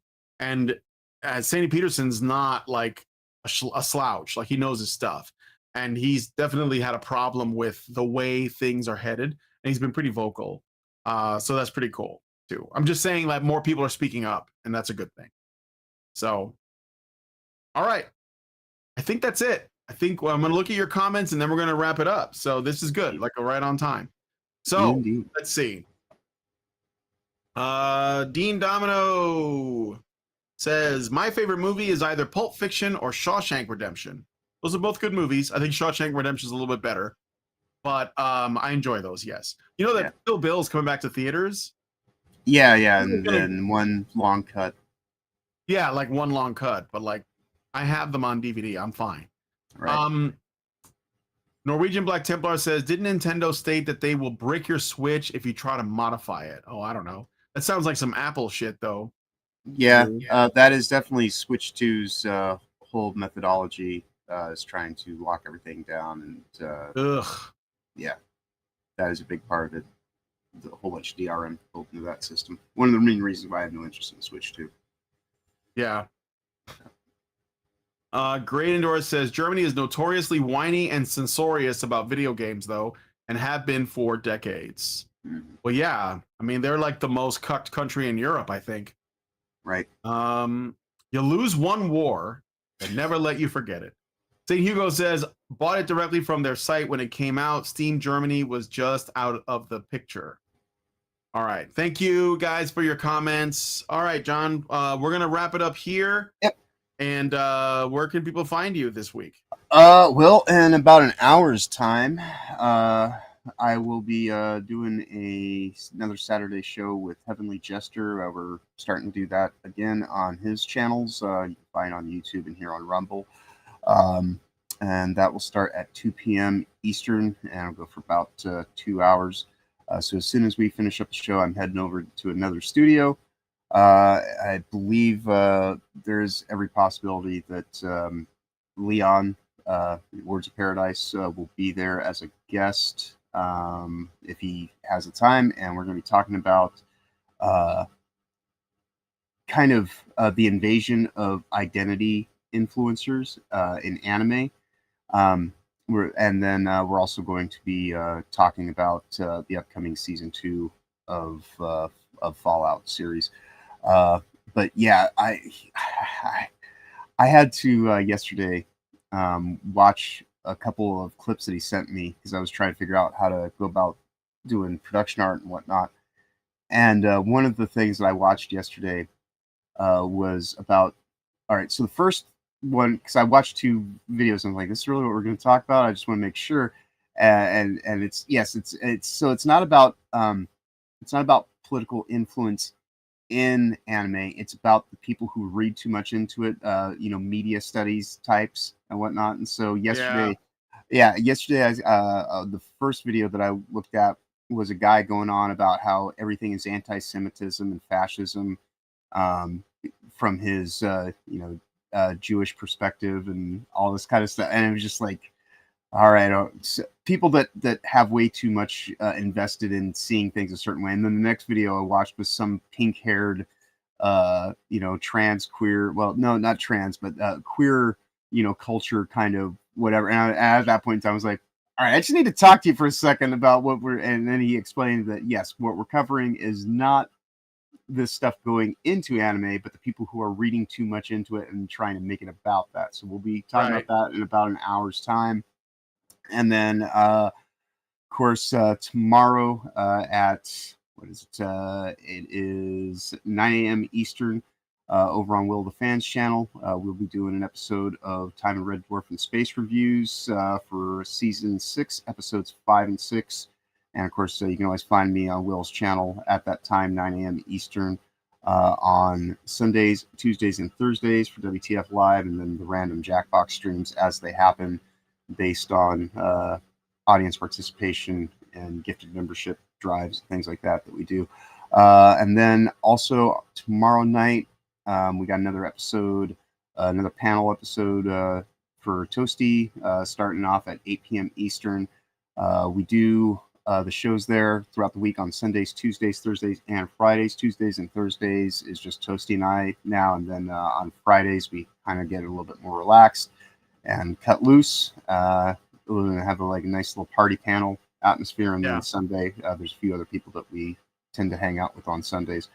And then, of course, when I get done with that, I will be committed to tearing everything down, using my day off on Monday to completely rebuild the studio space with a new desk unit, because this table, obviously broken. And all sorts of, stuff that I've just been meaning to do for months now that the PC's here. I have no reason to put it off any longer. That, and I got to get rid of this fucking annoying ass vibration sound that everybody's hearing from the fan. But with that said, though, it's been a fun-filled 2 hours. Always great time here on the weekend for the Weekend Culture. And thank you, everybody in the audience. Even if you just spent time with us and didn't necessarily, contribute in the chat or anything like that, just the fact that you're here watching us is greatly appreciated. We got 22 people over on Rumble right now today, which I saw that. Yeah, that's pretty cool. Yeah, it's nice to see. I don't even have my tits out. Right? I know. I almost feel like I need to give you guys a shimmy or something, but that's a different show that I do. But thanks so much for being an awesome quality audience. We appreciate every last one of you, and always a pleasure being here to talk to you on the weekends. But with that said, you all have a wonderful weekend going forward. Of course, safe travels ahead and be awesome as always. All right. Well, if you guys like this video, please hit like, subscribe if you're not already subscribed. Hit the bell for notifications. Leave me a comment. Let me know what you guys think about what we discussed on the show today. And please, please, please share this video because sharing is caring. Thank you guys so much for coming on today's episode of The Week in Culture. And we'll talk to you guys in the next one. Long live Vivian. With the glass ceiling broken, all the oppressed groups shall prosper, especially the most oppressed group of all, gamers. I want people in the industry to be a little bit louder about people being mean to other people, and maybe say it's not a good thing. Yeah. Maybe say we don't want you around if you're going to be a cunt. Yeah. And hateful. And that the games industry is diverse naturally. Not because anyone's making them be diverse, because the world is diverse, you stupid motherfucker. And if you have a problem with that, come fight me. Physically, bitch. Has anyone taken you up on that yet? No, because they're all pussies. Yep. Down here, salt is a way of life. Obviously, the environment down here is all salt. The ceiling's salt, the floor is salt, the walls are salt, and to an extent, the air is salt. And you breathe that in, and you can constantly taste the salt.